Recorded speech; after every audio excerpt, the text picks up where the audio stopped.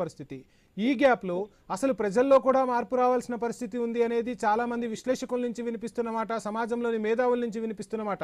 ఎవరో ఏదో చెప్పారని గుడ్డిగా నమ్మి వెళ్లే కన్నా ఏం జరుగుతుంది ఏంటి అని ఆలోచించాల్సిన బాధ్యత ప్రజలపై కూడా ఉంది. మనందరం విఘ్నులం, కానీ ఎందుకు ఆ మూఢనమ్మకాలను నమ్మాల్సి వస్తుంది? మన బలహీనతే వాళ్ళకు ఆసరా అవుతుందని కూడా సమాజంలో ఉన్న మేధావులు చెప్తూ ఉన్నారు. మనం కూడా, మీడియా కూడా చెప్తూ ఉంటుంది. ఎప్పటికప్పుడు ప్రజలను అప్రమత్తం చేసే దిశగా మనం కూడా అడుగులు వేస్తూ ముందుకు సాగుతున్న పరిస్థితి. అయినా ప్రజల్లో ఇంకా ఈ అపోహలు ఎందుకుంటూ ఉన్నాయి? ఏంటి అసలు అంత బలంగా వాళ్ళు ప్రభావితం చేస్తున్నారా ప్రజల్ని? ఎలా చూడాలంటారు? ఎస్ఎంసి ఎంత సైన్స్ ఎంత డెవలప్ అవుతున్నప్పటికీ కూడా మనలోని అవగాహన రావాలంటే ప్రతి ఒక్కరు కూడా మేధావులుగానే ఈ రోజు అయితే అందరూ చిత్రీకరిస్తున్న నేపథ్యంలో ఎవరికి వారు దీని మీద అవగాహన కల్పించుకోవాల్సిన అవసరం ఉంది. దీనివల్ల కలిగేటువంటి లాభాలు ఏంటి, నష్టాలు ఏంటి అనేది అయితే ఖచ్చితంగా బేరీజ్ వేసుకోవాలి. దానికి తగ్గట్టుగా ముందుకెళ్లాల్సిన పరిస్థితులు కనిపిస్తున్నాయి. మరోవైపు ఆ పాత నినాదం కూడా ఉంది. ప్రతి నినాదం వెనక కూడా ఒక ప్రయోజనం ఉంటుంది అనేది అయితే పూర్వం నుంచి వస్తున్నటువంటి ఒక వాదన. ఆ నేపథ్యంలోనే ఏ స్వామీజీ ఏం చెప్పినా, ఇతరులు ఎవరు చెప్పినా కూడా దాని వెనకాతలు ఉన్నటువంటి అసలు కారణాలు ఏంటి, అవి ఎంతవరకు మనకు ఉపయోగపడతాయి, నిజంగా వాటిని నమ్మొచ్చా లేదా అనేది కూడా ఆ విజ్ఞతతో ఆలోచించాల్సిన పరిస్థితులు కనిపిస్తున్నాయి.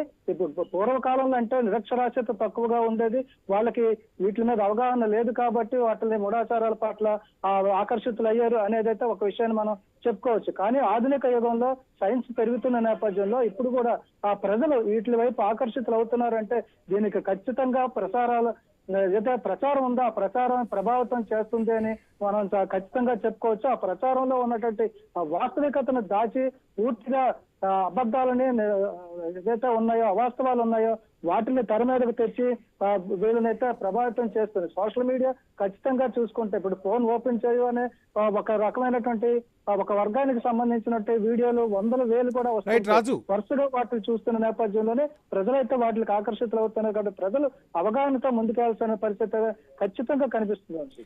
రైట్ రాజు, కొద్దిసేపటి క్రితమే మన రాము, శ్రీకాకుళం ప్రతినిధి రాము అప్పట్లో అంటే గుడి కట్టే టైంలోనే ఐ న్యూస్ ఎక్స్క్లూజివ్గా పాండా నుంచి అసలు ఎందుకు ఈ గుడి కడుతున్నారు, ఏంటి మీ లక్ష్యం అనేది వివరణ తీసుకునే ప్రయత్నం చేసింది. కొద్దిసేపటి క్రితమే మనం అప్పటి వీడియోను కూడా ప్లే చేశాం.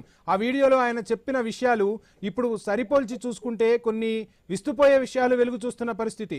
ఈ గుడికి ఆర్కిటెక్చర్ ఎవరు, ఈ గుడికి ఎవరైనా ఇంజనీర్ల సలహాలు మీరు తీసుకున్నారా, గుడి నిర్మాణం ఏం జరిగింది అంటూ మన రాము ప్రశ్నించిన పరిస్థితి. దానికి పాండా నుంచి వచ్చిన ఆన్సర్, మా అమ్మే ఈ గుడిని నిర్మించమని చెప్పారు, మా అమ్మ సూచనలతోనే ఈ గుడిని నిర్మించాను తప్ప ఎక్కడా ఏ ఇంజనీర్ ప్రమేయం లేదంటూ కూడా ఆయన స్వయంగా చెప్పిన పరిస్థితి. తన మాతృమూర్తికి ఎంతవరకు పరిజ్ఞానం ఉంటుంది అంటే, ఒక గుడి కట్టడం అంటే సామాన్యమైన విషయం కాదు. ఒక ఇల్లు కట్టాలంటేనే ఆచితూచి నిర్ణయాలు తీసుకుంటూ ఉంటారు. ఆ గుడి కట్టేటప్పుడు ఖచ్చితంగా గుడికి వచ్చే భక్తులను దృష్టిలో పెట్టుకొని వారి దర్శనానికి సంబంధించి రావటానికి వెళ్ళటానికి సులభంగా క్రౌడ్ ఎక్కువగా వచ్చినా తట్టుకునే విధంగా క్యూ లైన్ల ఏర్పాటు ఇవన్నీ ఉంటాయి. ఇవేవి పాటించకుండా తన తల్లి చెప్పిన సూచనలతోనే గుడి కట్టాను అని చెప్తున్న పరిస్థితి. ఏ ఇంజనీర్ ప్లానింగ్ కూడా పాటించకపోవటం కూడా ఇక్కడ మనం విజువల్స్లో కూడా చూస్తున్నాం రాజు. ఆ తొక్కిసలాట దృశ్యాల్లో మొదటి అంతస్తులో దేవుని దర్శనం ఉంటుంది. ఆ మొదటి అంతస్తుకు చేరుకోవాలంటే 20 మెట్లు ఎక్కి వెళ్లాల్సిన పరిస్థితి. ఆ 20 మెట్లు ఎక్కేటప్పుడు పక్కనున్న ఎటువంటి గోడ కూడా లేదు, రైలింగ్ పెట్టారు. ఆ రైలింగ్ కూడా చాలా సాదాసీదాగా ఉన్న పరిస్థితి. ఈ 20 మెట్లు ఎక్కే దగ్గర కూడా మలుపు కనిపిస్తూ ఉంది. ఆ మలుపులో అంటే ఎక్కువ మంది జనాలు పట్టరు. మహా అయితే ఇంతకుముందు మనం చెప్పుకున్నట్టుగా 1500 నుంచి 2000 మంది వచ్చారంటే ఒక 20 నుంచి 30 మంది 40 మంది వెళ్లే పరిస్థితి. ఈరోజు 25,000 మంది వచ్చారు. 25,000 మంది ఆ మొదటి అంతస్తుకు చేరుకోవాలంటే ఆ 20 మెట్ల ద్వారానే ఒకే మార్గం, వెళ్ళటానికి రావటానికి ఒకే మార్గం. అంటే ఆ నిబంధనలు పాటించకపోవటం కూడా ఈరోజు ఈ ఘటన జరగడానికి కారణమని మనం భావించవచ్చు అంటారా? ఏం చెప్తారు? ఏదైతే దేవాలయ నిర్మాణానికి సంబంధించి అప్పుడు తీసుకున్నటువంటి ఆ చర్యలు స్వయంగా నిర్మాణం చేసినటువంటి హరిదాస్ పండా చేసినటువంటి వ్యాఖ్యలు ఏవైతే ఉన్నాయో, అంటే ఆనాటి రోజుల్లో ఆ అమ్మగా తన తల్లి చెప్పిన ప్రకారం దేవాలయాన్ని నిర్మించానని చెప్పడం ఒక అయితే దానికి సంబంధించి కూడా ఇంజనీరింగ్ ప్లాన్ కానీ తెలిసిన వాళ్ళు అంటే గతంలో ఇంజనీరింగ్ టెక్నాలజీ అంత లేకపోయి ఉండొచ్చు, కానీ దానికంటూ కూడా కొన్ని ప్రమాణాలు పాటించాలని నిర్దిష్టంగా తెలియజేసినటువంటి కొంతమంది వ్యక్తులు మేధావులు అయితే అప్పుడు ఉండే పరిస్థితి ఉంది. వాళ్ళని సంప్రదించి ఆలయాన్ని నిర్మించాలి. ఎందుకంటే రాజు ఇక్కడే ఇంకో విషయాన్ని కూడా మనం మాట్లాడుకుందాం. గతంలో ఎంతో మంది చక్రవర్తులు రాజులు ఆలయాలను నిర్మించారు. ఏ రాజు కూడా తను సొంతంగా ఆలయాన్ని నిర్మించిన దాఖలాలు లేవు. వాస్తు నిపుణులను లేదంటే ఆగమశాస్త్ర పండితులను అందరినీ పిలిచి ఆలయాలను నిర్మించారు. ఆలయాలు నేటికి కొనసాగుతున్నాయి. మనం ఒక ఎగ్జాంపుల్ తీసుకుంటే కాళహస్తి అవ్వచ్చు, తిరుపతి అవ్వచ్చు, చాలా పుణ్యక్షేత్రాలు కూడా అప్పట్లో రాజులు నిర్మించినవి ఇప్పటికీ కూడా ఆలయాలు అదే రీతిలో కొనసాగుతున్న పరిస్థితి. వారందరికన్నా భిన్నంగా ఆయన ఆలోచించారని చెప్పొచ్చా ఏంటి అసలు? ఎస్ వంశీ, ఇప్పటి వరకు చూసుకుంటే ఏ దేవాలయం కూడా ఏ పుణ్యక్షేత్రంలో కూడా అక్కడ ఉన్నటువంటి అలా పురాణాన్ని బట్టి అక్కడ ఉన్నటువంటి దేవునికి ఉన్నటువంటి ప్రాధాన్యత బట్టి దేవాలయాలు నిర్మిస్తారు. ఆగమ శాస్త్రం ప్రకారం రాష్ట్రంలో చూసుకుంటే చాలా ప్రధానమైనటువంటి దేవాలయాలు ఉన్నాయి.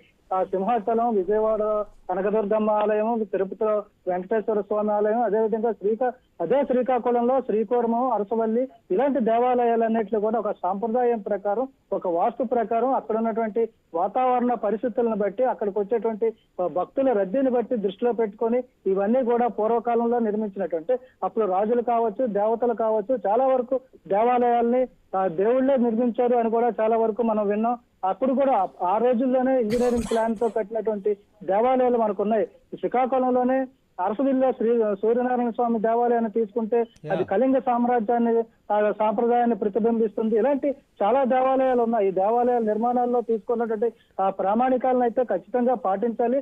అయితే ఇక్కడ ఖచ్చితంగా మనం ఏదైతే ఇప్పుడు ఈ కాశీబుగ్గలో నిర్మించినటువంటి వెంకటేశ్వర స్వామి దేవాలయం ఉందో, ఇది ఒక రకంగా చూసుకుంటే మనం ఇంకా లోతుగా ఆలోచిస్తే ఒక వెంకటేశ్వర స్వామి తిరుపతిలో వెంకటేశ్వర స్వామి దర్శనం కాలేదు కాబట్టే ఈ రోజు ఇక్కడ ఈ దేవాలయం వెలిసిందని చెప్పడం కూడా ఒక మూర్ఖత్వానికి నిదర్శనంగా మనం చెప్పుకోవాలి. రైట్ రాజు ఒక్క నిమిషం రాజు, మనకు కాశీబుగ్గ తొక్కిసలాటపై సీఎం చంద్రబాబు స్పందించారు. ఏం మాట్లాడారు ఏంటి అనేది మనం చూసే ప్రయత్నం చేద్దాం. ఇక